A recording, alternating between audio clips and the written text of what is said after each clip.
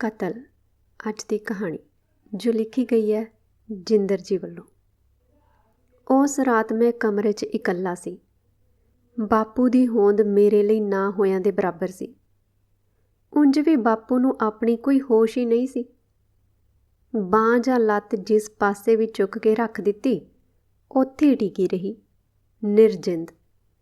ਦੁਪਹਿਰੇ ਤਾਂ ਵਾਰ-ਵਾਰ ਐਦਾਂ ਲੱਗਦਾ ਰਿਹਾ ਕਿ ਉਹ ਅੱਜ ਸ਼ਾਮ ਔਖੀ ਹੀ ਕੱਢੇਗਾ। ਉਹ ਔਖੇ ਲੰਮੇ ਸਾਹ ਲੈਂਦਾ। ਉਹਦਾ ਢਿੱਡ ਵਿੱਤੋਂ ਵੱਧ ਫੁੱਲਦਾ।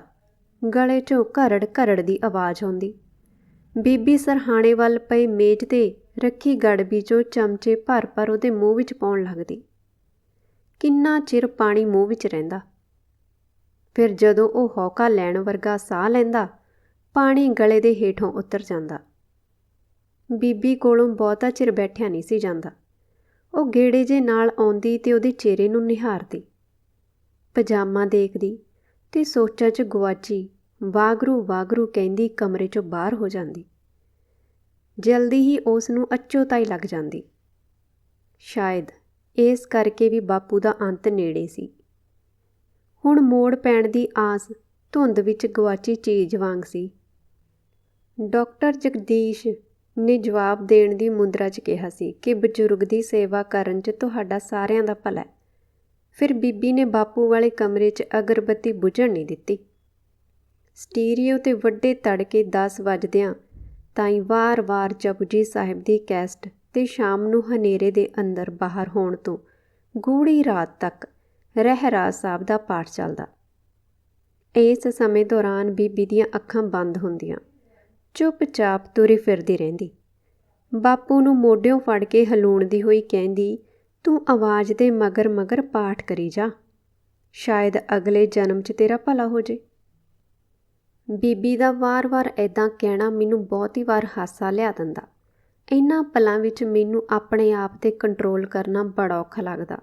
ਮੈਂ ਆਪਣਾ ਸਿਰ ਗੋਡਿਆਂ ਦੀਆਂ ਚੱਪਣੀਆਂ ਤੱਕ ਝੁਕਾ ਲੈਂਦਾ। ਮਤੇ ਬੀਬੀ ਦੇਖ ਕੇ ਕਹਿ ਨਾ ਦੇਵੇ, ਤੇਰਾ ਬਾਪੂ ਮਰਨ ਕੰਢੇ ਪਿਆ, ਤੈਨੂੰ ਹਾਸਾ ਸੁੱਝਦਾ। ਵੈਸੇ ਬੀਬੀ ਦਾ ਐਦਾਂ ਕਰਨਾ ਮੈਨੂੰ ਬੜਾ ਅਜੀਬ ਜਿਹਾ ਲੱਗਦਾ, ਅਚੰਭੇ ਭਰਿਆ। ਹੁਣ ਵੀ ਅਜੀਬ ਲੱਗ ਰਿਹਾ ਸੀ। ਹੁਣ ਵੀ ਕਿਉਂ, ਜਦੋਂ ਦੀ ਮੈਂ ਸੁਰਤ ਸੰਭਾਲੀ ਹੈ ਉਦੋਂ ਦੇ ਹੀ ਅਜੀਬ ਲੱਗਦਾ ਰਿਹਾ। ਫਿਰ ਕਾਲਜ ਵਿੱਚ ਜਾਂਦਿਆਂ ਇਹ ਸਭ ਕਾਸੇ ਦੇ ਹੋਰ ਹੀ ਅਰਥ ਸਮਝ ਆਏ ਸਨ। ਬਾਪੂ ਮਨਮਤਾ ਸੀ। ਜੋ ਉਹਦੇ ਚਿੱਤ 'ਚ ਆਉਂਦਾ ਉਹ ਉਹੀ ਕਰਦਾ। ਫਿਰ ਭਾਵੇਂ ਉਹ ਨਫਾ ਹੋਵੇ ਜਾਂ ਨੁਕਸਾਨ, ਭਾਵੇਂ ਘਰ ਤਬਾਹ ਹੋ ਜਾਵੇ ਜਾਂ ਵਿਕ ਜਾਵੇ, ਇਸ ਨਾਲ ਉਸ ਨੂੰ ਕੋਈ ਸਰੋਕਾਰ ਨਾ ਰਹਿੰਦਾ। ਕਈ ਵਾਰ ਤਾਂ ਉਹਨੂੰ ਆਪਣੀ ਹਿੰਡ ਪੁਗਾਉਣੀ ਹੁੰਦੀ ਸੀ। ਉਸ ਨੇ ਆਪਣੀ ਹਿੰਡ ਉਦੋਂ ਤਾਈਂ ਪੁਗਾਈ ਜਦੋਂ ਤੱਕ ਉਹ ਚੱਲਦੀ ਰਹੀ। ਚੱਲਦੀ ਹੀ ਕਿਉਂ, ਉਦੋਂ ਤੱਕ ਜਦੋਂ ਤੱਕ ਉਸ ਨੂੰ ਆਪਣੀ ਸੁੱਧ ਬੁੱਧ ਰਹੀ। ਆਖਰੀ ਸਮੇਂ ਤੋਂ 3 ਦਿਨ ਪਹਿਲਾਂ ਤੱਕ। ਪਿਸ਼ਾਬ ਕਰਨ ਲਈ ਮੈਂ ਉੱਠਿਆ ਤਾਂ ਬਾਪੂ ਦੀ ਸੱਜੀ ਬਾਂਹ ਮੰਜੇ ਤੋਂ ਹੇਠਾਂ ਲਮਕ ਰਹੀ ਸੀ। ਮੈਂ ਬਾਂਹ ਮੰਜੇ ਦੀ ਬਾਹੀ ਨਾਲ ਲੰਮੀ ਪਾ ਦਿੱਤੀ। ਮੇਰਾ ਧਿਆਨ ਬਾਪੂ ਦੇ ਚਿਹਰੇ ਵੱਲ ਸੱਜੇ ਪਾਸੇ ਚਲਿਆ ਗਿਆ। ਉਹਦੀਆਂ ਅੱਖਾਂ ਬੰਦ ਸਨ, ਕੋਰਾਂ 'ਚੋਂ ਪਾਣੀ ਸੰਮਿਆ ਹੋਇਆ। ਨੱਕ ਦੇ ਸੱਜੇ ਪਾਸੇ ਮੈਲ ਦੀ ਖੇਪੜੀ ਜਿਹੀ ਜਮੀ ਹੋਈ, ਦਾੜ੍ਹੀ ਦੇ ਵਾਲ ਖਿਲਰੇ ਹੋਏ। ਮੈਂ ਇੱਕਦਮ ਉਸ ਦੇ ਝੁਰੜੀਆਂ ਭਰੇ ਚਿਹਰੇ ਵੱਲ ਆਪਣਾ ਧਿਆਨ ਮੋੜ ਲਿਆ। ਦਰਅਸਲ ਮੇਰੇ ਕੋਲੋਂ ਉਹਦੇ ਵੱਲ ਦੇਖਿਆ ਨਹੀਂ ਸੀ ਗਿਆ। ਇਸ ਕਰਕੇ ਨਹੀਂ ਕਿ ਉਹਦਾ ਅੰਤ ਨੇੜੇ ਆ ਗਿਆ। ਉਹਦੀਆਂ ਗੱਲਾਂ ਹੇਠਲੀਆਂ ਹੱਡੀਆਂ ਬਾਹਰ ਨੂੰ ਝਾਕਣ ਲੱਗ ਪਈਆਂ ਸੀ। ਜਾਂ ਮੈਨੂੰ ਉਹਦੇ ਚਿਹਰੇ ਤੋਂ ਭੈ ਆਇਆ ਸੀ, ਜਾਂ ਉਹਦੇ ਕੋਲੋਂ ਬਦਬੂ ਆ ਰਹੀ ਸੀ। ਬਦਬੂ ਵਰਗੀ ਕੋਈ ਚੀਜ਼ ਨਹੀਂ ਸੀ। ਬੀਬੀ ਤਾਂ 2 ਵੇਲੇ ਗਰਮ ਪਾਣੀ ਨਾਲ ਉਹਦਾ ਮੂੰਹ ਪੂੰਝਦੀ, ਦੂਜੇ ਦਿਨ ਕੱਪੜੇ ਵੀ ਬਦਲਦੀ, ਸਮੇਤ ਦਰੀ ਤੇ ਚਾਦਰ ਤੇ। ਉਹ ਆਪ ਬਾਹਰਲੀ ਤਾਕੀ ਖੋਲ੍ਹਦੀ ਤੇ ਸ਼ਾਮ ਨੂੰ ਬੰਦ ਕਰਦੀ। ਕਾਂਤਾ ਜਾਂ ਮੇਰੇ ਗੋਚਰੇ ਉਸ ਕੋਈ ਕੰਮ ਨਹੀਂ ਸੀ ਛੱਡਿਆ। ਪਤਾ ਨਹੀਂ ਕਿੰਨੇ ਸਾਲ ਹੋ ਗਏ, ਸ਼ਾਇਦ ਮੇਰੀ ਨੌਕਰੀ ਲੱਗਣ ਤੋਂ ਪਹਿਲਾਂ, ਜਾਂ ਹੋ ਸਕਦਾ ਕਿ ਉਦੋਂ ਤੋਂ ਹੀ, ਜਦੋਂ ਕਾਲਜ ਵਿੱਚ ਮੇਰਾ ਪਹਿਲਾ ਸਾਲ ਸੀ। ਯਾਦ ਆਇਆ ਕਾਲਜ 'ਚ ਪਹਿਲਾ ਸਾਲ ਹੀ ਸੀ। ਐਡਮਿਸ਼ਨ ਫੀਸ ਤੇ ਹੋਰ ਖਰਚੇ ਸਰਵਣ ਭਾਜੀ ਨੇ ਦਿੱਤੇ ਸੀ। ਅਗਲੇ ਸੈਸ਼ਨ ਦੀ ਫੀਸ ਜਮ੍ਹਾਂ ਕਰਾਉਣੀ ਸੀ। ਬਾਪੂ ਆਪਣੀ ਬੈਠਕ 'ਚ ਬੈਠਾ ਗੀਤ ਸੁਣ ਰਿਹਾ ਸੀ, ਆਪਣੇ ਮੂਡ ਵਿੱਚ। ਇਸ ਵੇਲੇ ਉਹ ਘਰ ਦੇ ਹਰੇਕ ਮੈਂਬਰ ਦੀ ਖੁਆਇਸ਼ ਸਿਰੇ ਚੜ੍ਹਾ ਦਿੰਦਾ ਸੀ, ਛੁੱਟ ਬੀਬੀ ਤੋਂ। ਬੀਬੀ ਤਾਂ ਉਹਦੇ ਕਮਰੇ 'ਚ ਜਾਣ ਦਾ ਹੀਆਂ ਨਹੀਂ ਸੀ ਕਰਦੀ। ਰੋਟੀ ਦੇਣੀ ਹੁੰਦੀ ਤਾਂ ਕਾਂਤਾ ਜਾਂਦੀ, ਚਾਹ ਪੁੱਛਣੀ ਹੁੰਦੀ ਤਾਂ ਮੈਂ ਪੁੱਛਦਾ। ਪਤਾ ਨਹੀਂ ਬਾਪੂ ਨੂੰ ਬੀਬੀ ਨਾਲ ਇੰਨੀ ਨਫ਼ਰਤ ਕਿਉਂ ਸੀ। ਕਈ ਵਾਰ ਚਿੱਤ ਕਰਦਾ ਕਿ ਉਹਨੂੰ ਪੁੱਛਾਂ, ਪਰ ਬਾਪ ਬੇਟੇ ਦੇ ਵਿਚਲੀ ਉਸਰੀ ਕੰਧ ਮੇਰੇ ਕੋਲੋਂ ਜਾਇਆ ਨਹੀਂ ਸੀ ਗਿਆ। ਭੂਆ ਦੇ ਜਾਣਾ ਹੁੰਦਾ ਤਾਂ ਕਿਸੇ ਅਫਸੋਸ 'ਤੇ ਬਾਪੂ ਕਾਂਤਾ ਹੱਥ ਸੁਨੇਹਾ ਭੇਜ ਦਿੰਦਾ, ਆਪਣੀ ਬੀਬੀ ਨੂੰ ਦੱਸ ਦੇ ਸਾਜਰੇ ਚੱਲਣਾ, ਐਵੇਂ ਸੰਗਣ ਮੰਗਣ ਨਾ ਕਰਦੀ ਰਹੇ, ਵੇਲੇ ਸਿਰ ਮੁੜਨਾ। ਤੁਰਨ ਲੱਗਾ ਹੁਕਮ ਕਰ ਦਿੰਦਾ, ਮੈਂ ਚੱਲਿਆ। ਬਾਪੂ ਅੱਡੇ 'ਤੇ ਪੁੱਜਾ ਹੁੰਦਾ ਤੇ ਬੀਬੀ ਘਰੋਂ ਨਿਕਲਦੀ। ਮੁੜਦੇ ਹੋਏ ਵੀ ਅੱਗੜ ਪਿੱਛੜ ਆਉਂਦੇ। ਅਸੀਂ 4 ਭੈਣ ਭਰਾ ਓਲੇ ਓਲੇ ਹੱਸਦੇ। ਗੀਤ ਖਤਮ ਹੋਣ ਤੱਕ ਮੈਨੂੰ ਚੁੱਪ ਰਹਿਣਾ ਪਿਆ। ਬਾਪੂ ਨੇ ਅੱਖਾਂ ਬੰਦ ਕਰ ਰੱਖੀਆਂ ਸੀ, ਐਦਾਂ ਜਿੱਦਾਂ ਕੋਈ ਸਾਧ ਭਗਤੀ 'ਚ ਲੀਨ ਹੁੰਦਾ। ਕੰਧ ਨਾਲ ਟਿਕਾਏ ਸਰਾਣਿਆਂ ਨਾਲ ਉਹਨੇ ਢੋਹ ਲਾ ਰੱਖੀ ਸੀ। ਸਿਰ 'ਤੇ ਸਾਫਾ ਲਪੇਟਿਆ ਹੋਇਆ ਸੀ, ਗੋਡਿਆਂ ਉੱਪਰ ਦੀ ਹੱਥ ਦੀ ਕੜਿੰਗੀ ਜਿਹੀ ਪਾਈ ਹੋਈ, ਉੱਪਰ ਦੀ ਲੋਈ ਦੀ ਬੁੱਕਲ ਮਾਰੀ ਹੋਈ। ਬਾਪੂ ਜੀ, ਮੈਂ 120 ਫੀਸ 'ਤੇ ਦੇਣੇ ਨੇ। ਉਹਨੇ ਅੱਖਾਂ ਖੋਲ੍ਹੀਆਂ, ਦਗਦੀਆਂ ਹੋਈਆਂ। ਅੱਜ ਉਹਦੀਆਂ ਅੱਖਾਂ ਬਿਨ ਪਿੱਤਿਆਂ ਹੀ ਲਾਲ ਸਨ। ਸ਼ਾਇਦ ਅੱਗੇ ਵੀ ਲਾਲ ਹੁੰਦੀਆਂ ਹੋਣਗੀਆਂ, ਇਸ ਬਾਰੇ ਮੈਨੂੰ ਬਹੁਤਾ ਨਹੀਂ ਪਤਾ, ਕਿਉਂਕਿ ਮੇਰੇ ਕੋਲੋਂ ਕਦੇ ਉਸ ਵੱਲ ਸਿੱਧਿਆ ਦੇਖਿਆ ਹੀ ਨਹੀਂ ਸੀ ਗਿਆ। ਆਪਣੀ ਬੀਬੀ ਕੋਲੋਂ ਲੈ ਲਈ। ਉਸ ਨੇ ਮੁੜ ਅੱਖਾਂ ਮੀਚ ਲਈਆਂ ਤੇ ਅਗਲੇ ਗੀਤ ਦੇ ਨਾਲ ਨਾਲ ਉਹ ਸ਼ਬਦ ਗੁਣਗੁਣਾਉਣ ਲੱਗਿਆ। ਮੇਰੇ ਕੋਲ ਕਮਰੇ 'ਚੋਂ ਬਾਹਰ ਜਾਣ ਤੋਂ ਬਿਨਾਂ ਹੋਰ ਕੋਈ ਚਾਰਾ ਹੀ ਨਹੀਂ ਸੀ ਰਿਹਾ। ਮੁਕੇਸ਼ ਦੇ ਗੀਤਾਂ ਦੌਰਾਨ ਉਹ ਕਿਸੇ ਕਿਸਮ ਦੀ ਦਖਲ ਅੰਦਾਜ਼ੀ ਪਸੰਦ ਨਹੀਂ ਸੀ ਕਰਦਾ। ਜੇ ਮੈਂ ਅੱਗੋਂ ਕੁਝ ਹੋਰ ਬੋਲਦਾ ਤਾਂ ਉਹਨੇ ਸਿੱਧਾ ਹੀ ਮੈਨੂੰ ਕਮਰੇ 'ਚੋਂ ਦਫਾ ਹੋ ਜਾ ਕਹਿ ਦੇਣਾ ਸੀ। ਦਰਵਾਜ਼ੇ ਕੋਲ ਆ ਕੇ ਮੈਂ ਉਸ ਵੱਲ ਵੇਖਿਆ। ਉਹਦਾ ਚਿਹਰਾ ਮੈਨੂੰ ਕਿਸੇ ਫਕੀਰ ਵਾਂਗ ਲੱਗਦਾ ਸੀ, ਪਹੁੰਚੇ ਹੋਏ ਫਕੀਰ ਵਾਂਗ, ਸ਼ਾਂਤ, ਗੰਭੀਰ। ਬੀਬੀ ਨੇ ਵੀ ਉਹਦੀ ਗੱਲ ਸੁਣ ਲਈ ਸੀ। ਮੈਨੂੰ ਇਸ਼ਾਰੇ ਨਾਲ ਆਪਣੇ ਕੋਲ ਬੁਲਾ ਕੇ ਕਿਹਾ, ਖਬਰਦਾਰ ਜੇ ਅੱਗਾਂ ਤੋਂ ਇਹਦੇ ਕੋਲੋਂ ਧੇਲਾ ਵੀ ਮੰਗਿਆ, ਜਿੰਨਾ ਚਿਰ ਤੂੰ ਪੜ੍ਹਦਾ ਤੇਰਾ ਖਰਚ ਮੈਂ ਦਊਂ, ਸਮਝਿਆ? ਬਾਕੀ ਜਿਉਂਦਾ ਰਹੇ ਸਰਵਣ। ਹੁਣ ਤਾਂ ਸੁੱਖ ਨਾਲ ਪ੍ਰੋਫੈਸਰ ਲੱਗ ਗਿਆ, ਇਹ ਕਮਾਈ ਉਹਦੇ। ਉਸ ਫੇਰੇ ਚਰਖੇ ਦੀ ਹਥੜੀ ਨੂੰ ਜ਼ੋਰ ਨਾਲ ਘੁਮਾ ਦਿੱਤਾ। ਉਹਦਾ ਚਿਹਰਾ ਹਰਖ ਨਾਲ ਲਾਲ ਹੋ ਗਿਆ ਸੀ। ਮੈਨੂੰ ਪਤਾ ਸੀ ਕਿ ਉਹ ਕਿਸ ਦੀ ਗੱਲ ਕਰਨ ਜਾ ਰਹੀ ਸੀ। ਮੈਂ 2 ਮਿੰਟ ਉੱਥੇ ਖੜਾ ਰਿਹਾ ਕਿ ਅਗਾਂਹ ਕੁਝ ਬੋਲੇਗੀ। ਉਹਦਾ ਜਿਸ ਨੂੰ ਉਹ ਬੰਤੀ ਝੋਰੀ ਕੋਲ ਆਪਣੀ ਸੌਂਕਣ ਕਹਿੰਦੀ ਹੁੰਦੀ ਆ, ਅੱਗਾ ਪਿੱਛਾ ਫੋਲਣ ਲੱਗ ਜੂਗੀ। ਪਰ ਉਸ ਨੇ ਨਾ ਤਾਂ ਆਪਣਾ ਸਿਰ ਉੱਤਾ ਚੁੱਕਿਆ, ਨਾ ਹੀ ਬੁੱਲਾਂ ਵਿੱਚ ਬੁੜਬੁੜ ਕੀਤੀ, ਐਦਾਂ ਜਿੱਦਾਂ ਉਹਨੇ ਇਸ ਨੂੰ ਆਪਣੀ ਹੋਣੀ ਮੰਨ ਲਿਆ ਹੋਵੇ। ਸਕੂਲ ਜਾਂਦਿਆਂ ਬਾਪੂ ਦਾ ਕਾਰਖਾਨਾ ਰਾਹ ਵਿੱਚ ਆਉਂਦਾ ਸੀ। ਓਨੀ ਦਿਨੀ ਉਹ ਸੇਪੀ ਦਾ ਕੰਮ ਕਰਦਾ ਸੀ। ਇੱਕ ਦਿਨ ਸਾਰੀ ਛੁੱਟੀ ਵੇਲੇ ਮੈਂ ਮੇਰੇ ਪਿਤਾ ਜੀ ਲੇਖ ਯਾਦ ਕਰਦਾ ਘਰ ਨੂੰ ਆ ਰਿਹਾ ਸੀ। ਕਈ ਵਾਕ ਯਾਦ ਆ ਜਾਂਦੇ, ਕਈ ਭੁੱਲ ਜਾਂਦੇ। ਐਦਾਂ ਭੁੱਲਦਿਆਂ ਯਾਦ ਕਰਦਿਆਂ ਬਾਪੂ ਦਾ ਕਾਰਖਾਨਾ ਆ ਗਿਆ। ਉਹਦਾ ਆਰਨ ਤਪਾਇਆ ਹੋਇਆ ਸੀ। ਕਰਮ ਸਿੰਘ ਪੱਖਾ ਗੇੜ ਰਿਹਾ ਸੀ। ਪਰ ਮੈਂ ਉੱਥੇ ਬਹੁਤਾ ਚਿਰ ਖੜਿਆ ਨਹੀਂ, ਕਿਉਂਕਿ ਬਾਪੂ ਨੇ ਮੈਨੂੰ ਪੱਖਾ ਗੇੜਨ ਲਾ ਲੈਣਾ ਸੀ। ਫਿਰ ਘਰ ਤਾਈਂ ਮੇਰੇ ਲੇਖ ਵਿੱਚ ਕੋਈ ਕੁਝ ਜੁੜਦਾ ਚਲਾ ਗਿਆ। ਮੇਰੇ ਬਾਪੂ ਜੀ ਬਹੁਤ ਮਿਹਨਤ ਕਰਦੇ ਨੇ। ਉਹ ਸਾਜਰੇ ਆਰਨ ਤਪਾ ਲੈਂਦੇ ਨੇ। ਘਰ ਤਾਂ ਹਨੇਰੇ ਹੋਏ ਹੀ ਆਉਂਦੇ ਨੇ। ਰੋਟੀ ਘਰੋਂ ਜਾਂਦੀ ਆ, ਚਾਹ ਪਾਣੀ ਉੱਥੇ ਹੀ ਚੱਲਦਾ ਰਹਿੰਦਾ। ਕਈ ਸਤਰਾਂ ਹੋਰ ਜੁੜ ਗਈਆਂ। ਮੇਰਾ ਲੇਖ ਨਵਾਂ ਸੀ, ਬਾਕੀ ਮੁੰਡਿਆਂ ਨਾਲੋਂ ਵੱਖਰਾ। ਮੈਨੂੰ ਖੁਸ਼ੀ ਹੋਈ। ਮੈਨੂੰ ਬਾਪੂ 'ਤੇ ਮਾਣ ਸੀ, ਉਸ ਦੇ ਕਾਮਾ ਹੋਣ ਦਾ। ਬਾਹਰਲੇ ਦਰਵਾਜ਼ੇ ਕੋਲ ਆਇਆ ਤਾਂ ਬੀਬੀ ਬੁਸ-ਬੁਸ ਕਰਦੀ ਸੁਣੀ। ਮਾਸੀ ਕਰਤਾਰੋ ਉਹਨੂੰ ਸਮਝਾ ਰਹੀ ਸੀ, ਲੈ ਕੁੜੇ, ਤੈਨੂੰ ਕਾਹਦਾ ਫਿਕਰ, ਇੱਕੋ ਇੱਕ ਕੁੜੀ ਕਾਂਤਾ, ਉਹਦਾ ਚੌਲਾਂ 'ਚ ਵਿਆਹੀ ਜਾਣੀ ਆ। ਜਿਉਂਦੇ ਰਹਿਣ ਉਹਦੇ ਮਾਮੇ, ਤੂੰ ਬਹੁਤਾ ਫਿਕਰ ਨਾ ਕਰਿਆ ਕਰ। ਆਦਮੀ ਜਾਤ ਤਾਂ ਐਦਾਂ ਦੀ ਹੁੰਦੀ ਆ, ਜਿੰਨੀ ਕਿਸੇ ਦੀ ਢਕੀ ਰਹਿ ਜੇ ਉਹੀ ਵਾਹਵਾ ਸਮਝ। ਰਾਤ ਵੀ ਬੀਬੀ ਤੇ ਬਾਪੂ ਅੱਧੀ ਰਾਤ ਤੱਕ ਖੈਬੜਦੇ ਰਹੇ। ਇੱਕ ਬੋਲਦਾ ਦੂਜਾ ਚੁੱਪ ਕਰ ਜਾਂਦਾ। ਘੋੜ ਮੋੜ ਕੇ ਗੱਲ ਉੱਥੇ ਆ ਜਾਂਦੀ, ਜਿੱਥੋਂ ਸ਼ੁਰੂ ਹੋਈ ਸੀ। ਅਸੀਂ ਚਾਰੇ ਭੈਣ ਭਰਾ ਦਲਾਨ ਵਿੱਚ ਬੈਠੇ ਸੁਣਦੇ ਰਹੇ। ਦੱਸ ਤੈਨੂੰ ਕਿਹੜੀ ਚੀਜ਼ ਨਹੀਂ ਮਿਲਦੀ? ਬਾਪੂ ਚੀਕ ਪਿਆ।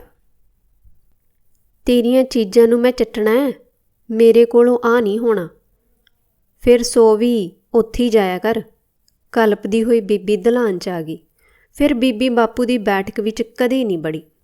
ਫਿਰ ਬਾਪੂ ਲਈ ਘਰ ਦਾ ਅਰਥ ਸਿਰਫ ਉਹਦੀ ਬੈਠਕ ਰਹਿ ਗਿਆ ਸੀ। ਮੇਰੇ ਲੇਖ ਦੇ ਅਰਥ ਵੀ ਬਦਲਦੇ ਗਏ। ਘੜੀ 'ਤੇ 11 ਵੱਜ ਗਏ ਸਨ। ਮੇਰੀਆਂ ਨਜ਼ਰਾਂ ਕਮਰੇ 'ਚ ਪਈਆਂ ਚੀਜ਼ਾਂ ਦਾ ਮੁਆਇਨਾ ਕਰ ਰਹੀਆਂ ਸੀ। ਜਿੰਨਾ ਇਸ ਕਮਰੇ ਵਿੱਚ ਸਫਾਈ ਸੀ, ਸ਼ਾਇਦ ਬਾਕੀ ਘਰ ਵਿੱਚ ਨਾ ਹੋਵੇ। ਹਰ ਚੀਜ਼ ਸਲੀਕੇ ਨਾਲ ਟਿਕਾਈ ਹੋਈ, ਸਵਾਰੀ ਹੋਈ। ਬਾਪੂ ਨੂੰ ਸਫਾਈ ਪਸੰਦ ਸੀ।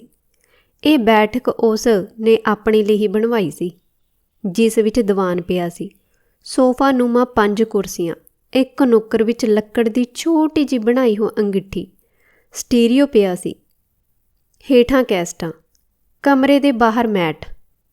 ਕਿਸੇ ਲਈ ਵੀ ਜੁੱਤੀ ਲੈ ਕੇ ਅੰਦਰ ਆਉਣਾ ਸਖਤ ਮਨ੍ਹਾ ਸੀ। ਇੱਕ ਵਾਰ ਉਹਦਾ ਲੰਗੋਟੀਆ ਯਾਰ ਮੋਣਾ ਆਪਣੇ ਨਵੇਂ ਖੁੱਸਿਆਂ ਸਣੇ ਅੰਦਰ ਆ ਵੜਿਆ। ਪਤਾ ਨਹੀਂ ਉਹ ਆਪਣੇ ਖੁੱਸੇ ਹੀ ਬਾਪੂ ਨੂੰ ਦਿਖਾਉਣਾ ਚਾਹੁੰਦਾ ਹੋਵੇਗਾ, ਪਰ ਬਾਪੂ ਬੋਲਿਆ ਕੁਝ ਨਾ।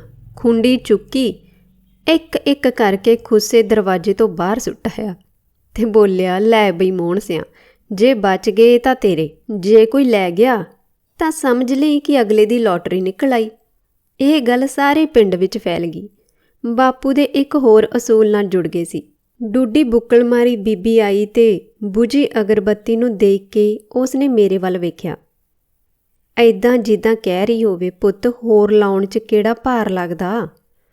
ਫਿਰ ਉਸਨੇ ਇੱਕ ਹੋਰ ਅਗਰਬੱਤੀ ਲਾ ਦਿੱਤੀ।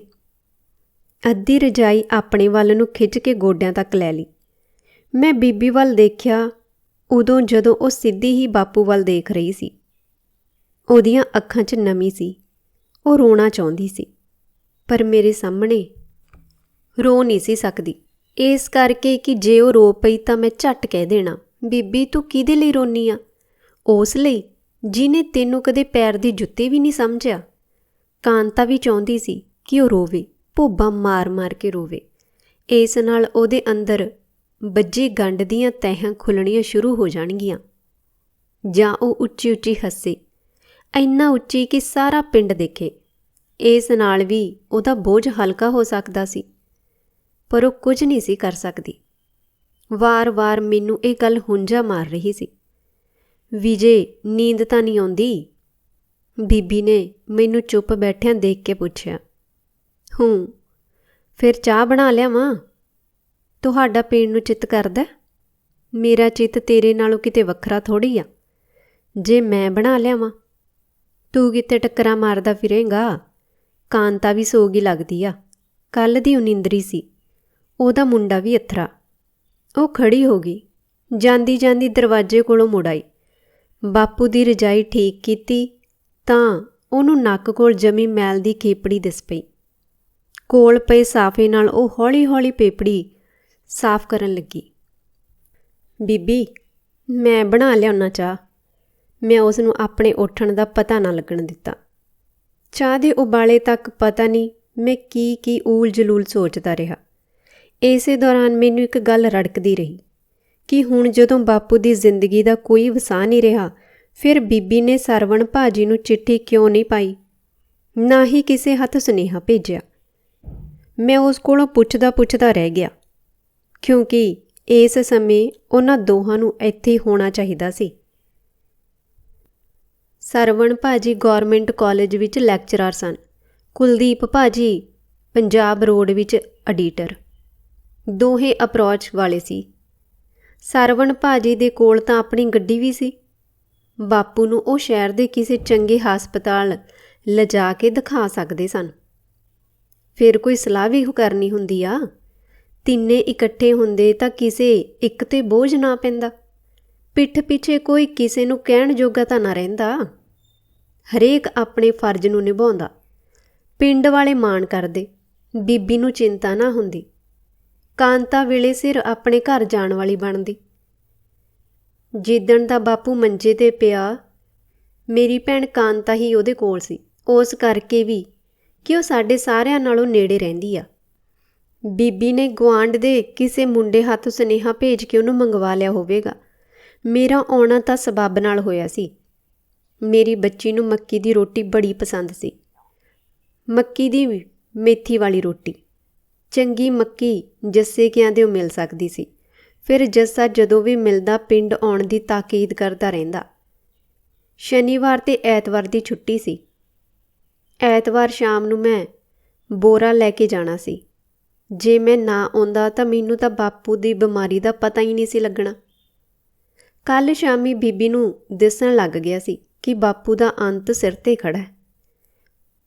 ਉਸ ਨੇ ਮੈਨੂੰ ਸਮਝਾਉਣ ਦੇ ਲਹਿਜੇ 'ਚ ਕਿਹਾ, ਕਿਸੇ ਨੂੰ ਸੱਦਣ ਦੀ ਲੋੜ ਨਹੀਂ, ਇਹ ਜਿੱਦਾਂ ਦਾ ਮਰਜ਼ੀ ਸੀ, ਪਰ ਕਿਸੇ ਦੀ ਮਰਗ 'ਤੇ ਪਿੱਛੇ ਨਹੀਂ ਹਟਿਆ। ਜੇ ਕੋਈ ਮਰੇ ਨੂੰ ਨਹਾਉਣ ਦਾ ਹੀਆ ਨਾ ਕਰਦਾ ਤਾਂ ਇਹ ਮੂਹਰੇ ਹੋ ਜਾਂਦਾ ਸੀ। ਤੈਨੂੰ ਪਤਾ ਆਪਣੇ ਪਿੰਡ ਵਾਲੇ ਦੁਨੀਏ ਬਾਹਮਣ ਦਾ, ਉਹੀ ਜਿਹੜਾ ਸੇਪੀ ਕਰਦਾ ਸੀ। ਲਾਂਡਾ ਦੁਨੀਆ ਦਾ, ਉਹ ਆਪਣੀ ਕੋਠੜੀ 'ਚ ਹੀ ਮਰ ਗਿਆ ਸੀ। 2 ਦਿਨਾਂ ਬਾਅਦ ਪਤਾ ਲੱਗਿਆ। ਡਰਦਾ ਮਾਰਾ ਕੋਈ ਲਾਗੇ ਨਾ ਜਾਵੇ। ਇਸ ਪਿਓ ਦੇ ਪੁੱਤ ਨੇ ਜ਼ੋਰ ਨਾਲ ਧੱਕਾ ਮਾਰ ਕੇ ਦਰਵਾਜ਼ੇ ਨੂੰ ਕਬਜ਼ਿਆਂ ਸਣੇ ਪੁੱਟ ਸੁੱਟਿਆ। ਅੰਦਰੋਂ ਬੋ ਆਈ। ਬਾਹਰ ਤਾਂ ਹਮਾ ਤਮਾ ਦੀ ਭੀੜ ਲੱਗੀ ਹੋਈ ਸੀ, ਪਰ ਕੋਈ ਭੜੂਆ ਲਾਗੇ ਨਾ ਜਾਵੇ। ਇਹ ਬਾਹਰ ਆ ਗਿਆ।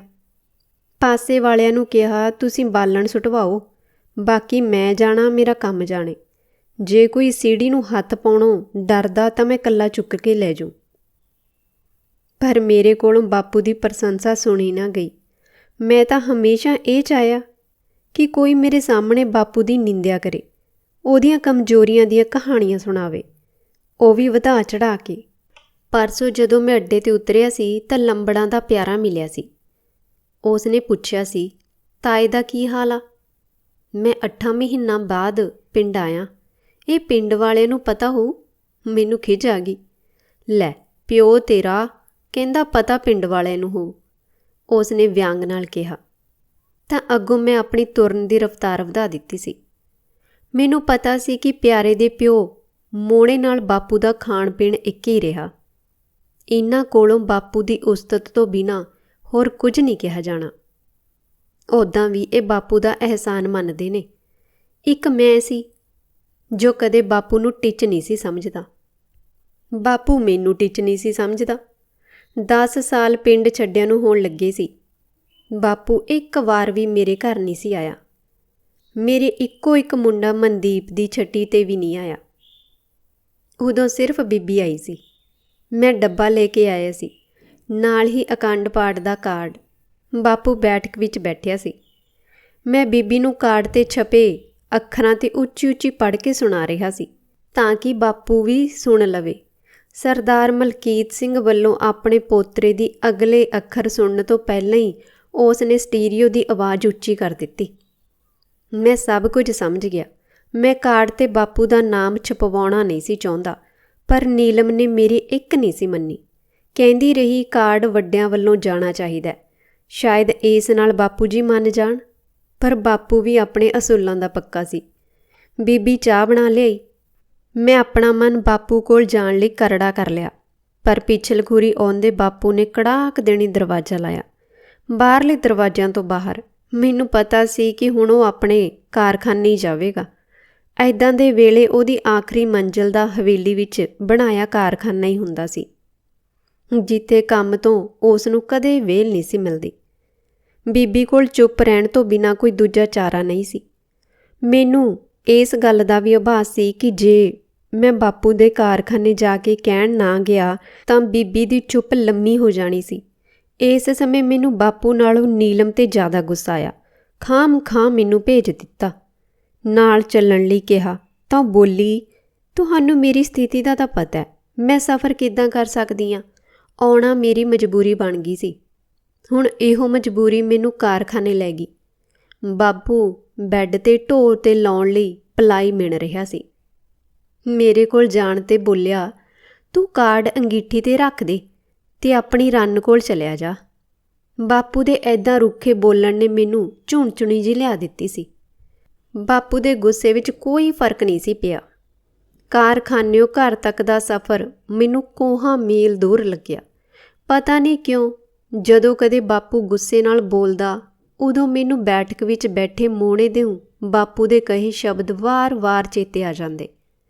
ਜਨਾਨੀਆਂ ਸਮਝਦੀਆਂ ਬਈ ਜਦੋਂ ਪੁੱਤ ਬਰੋਬਰ ਦੇ ਹੋ ਜਾਣ ਤਾਂ ਉਹਨਾਂ ਦੀ ਸਰਦਾਰੀ ਹੋਣੀ ਚਾਹੀਦੀ ਆ, ਕਿਉਂਕਿ ਜੋ ਇਹ ਸਮਝਦੀਆਂ ਬਈ ਪੁੱਤ ਜਦੋਂ ਬੋਲੂਗਾ ਆਪਣੀ ਮਾਂ ਦੇ ਪੱਖ ਵਿੱਚ ਬੋਲੂਗਾ, ਫਿਰ ਤਾਂ ਪੁੱਤ ਸ਼ਰੀਕ ਹੋ ਗਏ। ਮੈਂ ਅਜਿਹੇ ਸ਼ਰੀਕਾਂ ਨੂੰ ਤੇ ਵੀ ਨਹੀਂ ਮਾਰਦਾ। ਦੋਹਾਂ ਹੱਥਾਂ ਵਿੱਚ ਚਾਹ ਦੇ ਗਲਾਸ ਫੜੀ ਮੈਂ ਵਰਾਂਡੇ ਵਿੱਚ ਆਇਆ ਤਾਂ ਬੀਬੀ ਬਾਪੂ 'ਤੇ ਝੁਕੀ ਖੜੀ ਸੀ। ਉਹਦੇ ਹੱਥ ਬਾਪੂ ਦੀ ਧੌਣ ਕੋਲ ਸਨ। ਮੈਂ ਆਹਿਸਤੇ ਤਾਕੀ ਕੋਲ ਜਾ ਖੜਾ ਹੋਇਆ। ਮੈਨੂੰ ਬੀਬੀ ਘਬਰਾਈ ਹੋਈ ਲੱਗੀ। ਉਹ ਵਾਰ-ਵਾਰ ਆਪਣੀ ਬੁੱਕਲ ਠੀਕ ਕਰ ਰਹੀ ਸੀ ਤੇ ਨਾਲ ਹੀ ਫੈਲਾ ਰਹੀ ਸੀ, ਜਿੱਦਾਂ ਉਹ ਜੋ ਕੁਝ ਕਰ ਰਹੀ ਸੀ ਉਹ ਕਿਸੇ ਦੂਜੇ ਨੂੰ ਨਾ ਦਿਸੇ। ਪਰ ਉਸ ਇੱਕ ਵਾਰ ਵੀ ਦਰਵਾਜ਼ੇ ਵੱਲ ਨਹੀਂ ਸੀ ਦੇਖਿਆ। ਬੀਬੀ ਦੀਆਂ ਉਂਗਲਾਂ ਹਜੇ ਵੀ ਬਾਪੂ ਦੀ ਧੌਣ ਦੇ ਕੋਲ ਸਨ। ਮੇਰੇ ਮਨ ਵਿੱਚ ਵਿਚਾਰ ਆਇਆ ਕਿ ਉਹ ਹੁਣ ਬਾਪੂ ਦਾ ਗਲਾ ਘੁੱਟ ਦੇਵੇਗੀ। ਸਾਰੀ ਉਮਰ ਬਾਪੂ ਨੇ ਉਹਦੀ ਇੱਕ ਨਹੀਂ ਸੁਣੀ, ਇੱਕ ਨਹੀਂ ਮੰਨੀ, ਆਪਣੀ ਚਲਾਈ। ਸ਼ਾਇਦ ਬੀਬੀ ਦਾ ਗੁੱਸਾ ਬਾਹਰ ਨਿਕਲਣਾ ਸ਼ੁਰੂ ਹੋ ਗਿਆ ਹੋਵੇ ਜਾਂ ਉਹ ਵੀ ਆਪਣਾ ਬਦਲਾ ਲੈਣਾ ਚਾਹੁੰਦੀ ਹੋਵੇ। ਫਿਰ ਇਹ ਤੋਂ ਚੰਗਾ ਮੌਕਾ ਹੋਰ ਕਿਹੜਾ ਹੋ ਸਕਦਾ? ਮੈਨੂੰ ਇਹ ਅਹਿਸਾਸ ਹੁੰਦਾ ਰਿਹਾ ਕਿ ਬੀਬੀ ਸਿਰਫ ਜਿਉਂ ਰਹੀ ਆ, ਬਸ ਜਿਉਣ ਲਈ, ਇਹ ਤੋਂ ਵੱਧ ਕੁਝ ਨਹੀਂ। ਜਦੋਂ ਬੀਬੀ ਦੀਆਂ ਉਂਗਲਾਂ ਗੱਠਾਂ ਦਿਸੀਆਂ ਤਾਂ ਮੈਨੂੰ ਖੁਸ਼ੀ ਹੋਈ, ਅਥਾਹ ਖੁਸ਼ੀ। ਮੈਂ ਆਪ ਚਾਹੁੰਦਾ ਸੀ ਕਿ ਬਾਪੂ ਮਰ ਜੇ। ਇਸ ਨੂੰ ਤਾਂ ਅੱਜ ਤੋਂ 15 ਸਾਲ ਪਹਿਲਾਂ ਮਰ ਜਾਣਾ ਚਾਹੀਦਾ ਸੀ। ਫਿਰ ਇਹ ਜਿਉਂਦਾ ਕਿਉਂ ਰਿਹਾ? ਹੁਣ ਬੀਬੀ ਦਾ ਹੱਥ ਬਾਪੂ ਦੇ ਨੱਕ ਕੋਲ ਸੀ। ਸ਼ਾਇਦ ਉਸ ਕੋਲੋਂ ਉਹਦੀ ਘੁੰਡੀ ਨਾ ਘੁੱਟੀ ਗਈ ਹੋਵੇ। ਉਹ ਉਸ ਦਾ ਸਾਹ ਬੰਦ ਕਰਕੇ ਮਾਰ ਦੇਣਾ ਚਾਹੁੰਦੀ ਹੋਵੇ। ਮਾਰਨ ਦਾ ਇਹ ਤਰੀਕਾ ਤਾਂ ਵਧੀਆ ਹੋ ਸਕਦਾ ਹੈ। ਇੱਕ ਹੱਥ ਮੂੰਹ 'ਤੇ ਰੱਖ ਦਿਓ, ਇੱਕ ਨਾਲ ਨਾਸਾਂ ਬੰਦ ਕਰ ਦਿਓ। 5 ਮਿੰਟਾਂ ਵਿੱਚ ਘੋਗਾ ਚਿੱਤ ਹੋ ਜਾਂਦਾ। ਹੱਥਾਂ ਵਿੱਚ ਫੜੇ ਗਲਾਸ ਮੈਂ ਬੰਨੀ 'ਤੇ ਰੱਖ ਦਿੱਤੇ। ਮੇਰੇ ਮਨ ਵਿੱਚ ਆਇਆ ਕਿ ਇਸ ਕੰਮ ਵਿੱਚ ਬੀਬੀ ਦੀ ਸਹਾਇਤਾ ਕੀਤੀ ਜਾਣੀ ਚਾਹੀਦੀ ਆ। ਉਹਦੀਆਂ ਕਮਜ਼ੋਰ ਉਂਗਲਾਂ ਵਿੱਚ ਹੁਣ ਪਹਿਲਾਂ ਜਿੰਨੀ ਤਾਕਤ ਨਹੀਂ ਰਹੀ। ਕਾਂਤਾ ਦਲਾਨ ਵਿੱਚ ਘੂਕ ਸੁੱਤੀ ਪਈ ਸੀ। ਮੇਰੀ ਸਿਵਾਏ ਉਹਦੀ ਸਹਾਇਤਾ ਕੌਣ ਕਰ ਸਕਦਾ ਸੀ? ਪਰ ਦੂਜੇ ਪਲ ਇੱਕ ਹੋਰ ਵਿਚਾਰ ਆਇਆ ਕਿ ਮੇਰੇ ਜਾਣ ਨਾਲ ਕਿਤੇ ਉਹ ਆਪਣੀ ਸਕੀਮ ਹੀ ਬਦਲ ਨਾ ਲਵੇ। ਉਸੇ ਪਲ ਬੀਬੀ ਦੀ ਦੇਹ ਬੁਰੀ ਤਰ੍ਹਾਂ ਕੰਬੀ, ਜਿੱਦਾਂ ਕਿਸੇ ਨੂੰ ਠੰਡੇ ਪਾਣੀ ਦੇ ਟੱਬ 'ਚੋਂ ਗੋਤਾ ਮਾਰ ਕੇ ਬਾਹਰ ਲਿਆ ਖੜਾਇਆ ਹੋਵੇ। ਮੈਨੂੰ ਲੱਗਿਆ ਕਿ ਬਾਪੂ ਪੂਰਾ ਹੋ ਗਿਆ ਸੀ ਤੇ ਅਗਾਂ ਦੀ ਮੈਨੂੰ ਕੋਈ ਸੋਝੀ ਨਾ ਆਈ, ਕਿਉਂਕਿ ਬੀਬੀ ਦੀ ਮਾਰੀ ਹੋਈ ਲੇਰ ਵੇ ਲੋਕੋ ਮੈਂ ਪੱਟੀ ਗਈ, ਵੇ ਮੈਂ ਲੁੱਟੀ ਗਈ ਨੇ ਸਾਰਾ ਧਿਆਨ ਆਪਣੇ ਵੱਲ ਖਿੱਚ ਲਿਆ। ਬਾਪੂ ਦੀ ਦੇਹ ਨੂੰ ਭੁੰਜੇ ਲਾ ਕੇ ਰੱਖਦਿਆਂ ਮੇਰੀਆਂ ਅੱਖਾਂ ਉਹਦੀ ਧੌਣ 'ਤੇ ਕੇਂਦਰਿਤ ਹੋ ਗਈਆਂ। ਪਰ ਮੈਨੂੰ ਉੱਥੇ ਅਜਿਹਾ ਕੁਝ ਨਹੀਂ ਦਿਸਿਆ ਜਿਸ ਨਾਲ ਮੈਂ ਇਹ ਫੈਸਲਾ ਕਰ ਸਕਦਾ ਕਿ ਬਾਪੂ ਆਪਣੀ ਮੌਤ 'ਤੇ ਮਰਿਆ ਸੀ ਜਾਂ ਫਿਰ ਮੇਰੀ ਬੇਬੇ ਨੇ। ਦੋਸਤੋ, ਇਹ ਸੀ ਅੱਜ ਦੀ ਕਹਾਣੀ। ਤੁਹਾਨੂੰ ਕਿਵੇਂ ਦੀ ਲੱਗੀ ਜੀ? ਆਪਣੇ ਵਿਚਾਰ ਜ਼ਰੂਰ ਸਾਂਝੇ ਕਰਿਓ। ਵੀਡੀਓ ਨੂੰ ਵੱਧ ਤੋਂ ਵੱਧ ਲਾਈਕ ਸ਼ੇਅਰ ਜ਼ਰੂਰ ਕਰਿਆ ਕਰੋ ਜੀ ਤੇ ਚੈਨਲ ਨੂੰ ਜ਼ਰੂਰ ਸਬਸਕ੍ਰਾਈਬ ਕਰ ਲਿਓ। ਚੈਨਲ 'ਤੇ ਪਹਿਲਾਂ ਵੀ ਬਹੁਤ ਵਧੀਆ ਕਹਾਣੀਆਂ ਅਪਲੋਡ ਕੀਤੀਆਂ ਗਈਆਂ ਨੇ। ਤੁਸੀਂ ਇੱਕ ਵਾਰ ਜ਼ਰੂਰ ਵਿਜ਼ਿਟ ਕਰਿਓ, ਤੁਹਾਨੂੰ ਜ਼ਰੂਰ ਪਸੰਦ ਆਉਣਗੀਆਂ। ਧੰਨਵਾਦ ਜੀ।